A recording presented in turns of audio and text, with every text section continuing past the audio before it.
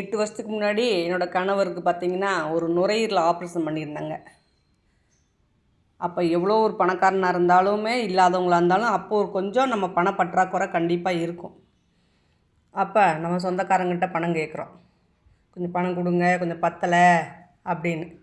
அவரும் ஐசியூவில் இருக்கிறாருங்க. நம்ம பாப்பாங்களோ +1 +2 படிச்சுட்ருக்குறாங்க.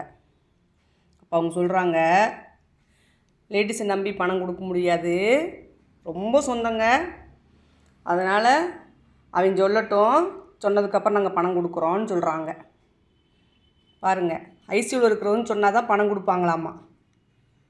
அவங்க முன்னாடி நம்மெல்லாம் ஆலமரமாக வளர்ந்து நின்று வாழ்ந்து காட்டணுங்க. ஏன்னா அவங்க செத்துட்டாக்கா பணம் திருப்பி கொடுக்க மாட்டாங்களாமா. அதனால அப்படி சொல்கிறாங்க. இன்றைக்கி அவங்க முன்னாடி நாங்கள் பிள்ளைங்களை படிக்க வச்சு ஆளாக்கி ஒரு உச்சியில் நிறுத்தி வச்சுட்டேங்க. இப்போ நம்மளை அவங்க அண்ணாந்து பார்க்குற அளவு